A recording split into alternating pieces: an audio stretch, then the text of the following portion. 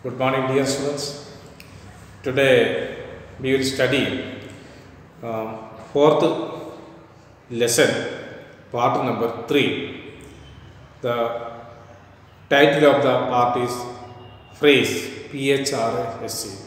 The first class we have studied about the sentence, what is a sentence and definition of sentence.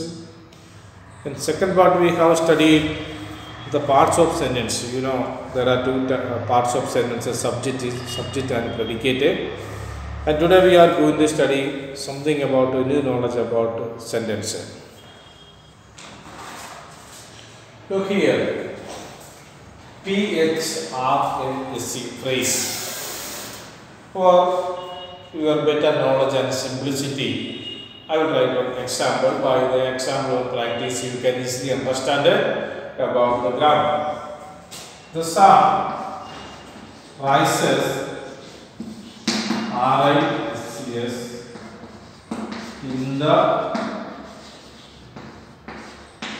east. The sun rises in the east. This is a sentence.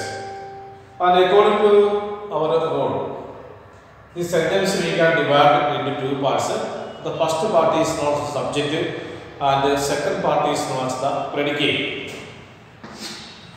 The sun rises in the east. Here is the sun is a subject and rises, this part is known as the verb part and this part, second part is known as the predicate.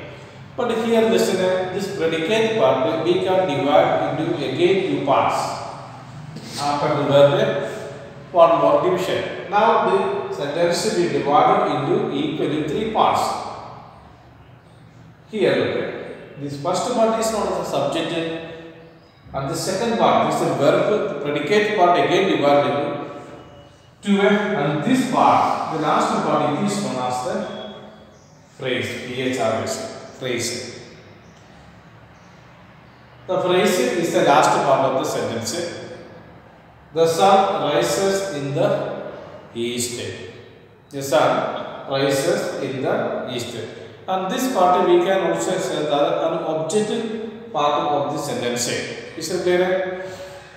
Then I will write one more sentence. He is standing in the park. One more sentence. He is standing in the park.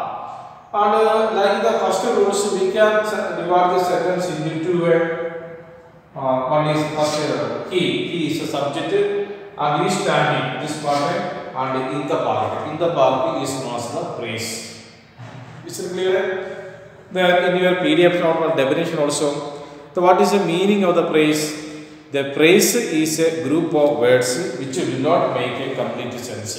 Here look at, he is standing in the park.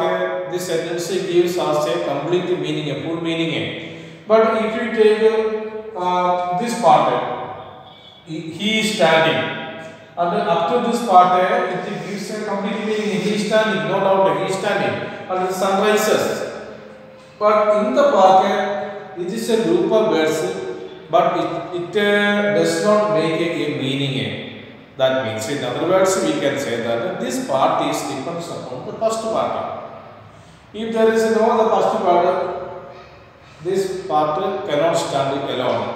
There is no this part. So this phrase part or the group of this words is completely depends upon the subject and the verbs of the first part. Is it clear? So a phrase is a group of words which do not make a complete sense. That is the definition of phrase. Then we can study one characteristic also. Number one, a phrase does not have a subject. Here look, if you take this part, in this part there is no subject. Actually the subject is standing here. Here is the subject. The first part is a subject. So it does not have a subject. That is the first characteristic or feature or speciality or peculiarity of phrase. The phrase does not start in a phrase, there is no subject. That is the first point. A phrase does not have a subject. Then second, It does not have a verb. Here look at. Besides the subject, the verb is also standing outside the phrase. And it does not have a verb. The first sentence and rises is a verb and second sentence standing is a verb. This verb is outside, they are standing outside the phrase. So we can say that in this phrase we can't see any verb or subject. That is the second point. It does not have a verb. Then it does not have a predicate. You can understand it. It's a predicate. Predicate means in this sentence the sun rises at this time. This sentence up to this part. The sun. This is a subject and this is a predicate. That means there is no predicate in this phrase part. Phrase part, there is no subject, there is no verb, there is no predicate. Is it clear? Okay. The number 4, it forms a part of a sentence. It forms a part of a sentence. It is a part of a sentence, a small part of sentence. It belongs or included a part of sentence. Next, it is related to the subject, predicate and object. And there is a close relationship between the phrase to subject, to predicate and object. And all are correlated and interrelated.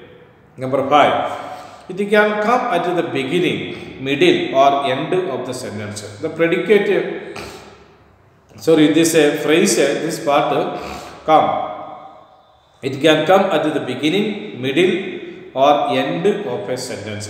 In any part the phrase can come. These are the important characteristics of a phrase. Here some example also in your PDF. For example, across the road, common example, in the market, of great importance, in the garden, the pros and cons, in front of, at the village, in spite of, on the chair, with a spoon, in the auditorium, last Monday. Some example. And in your PDF note, there are 10 exercises also and some other works also. We can do all this work for a thorough and detailed and deep knowledge about the phrase. By doing these practices, you can easily understand what is a phrase.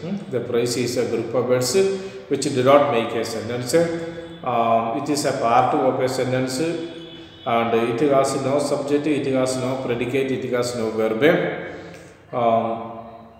Maybe it come in the first part or the second part or the middle part or the end part of the sentence. Any place this phrase can come. These are something important things about the phrase. And study very well in your form and do the exercise also very well. The next day we will meet with the another part of this lesson sentence. Okay, thanks.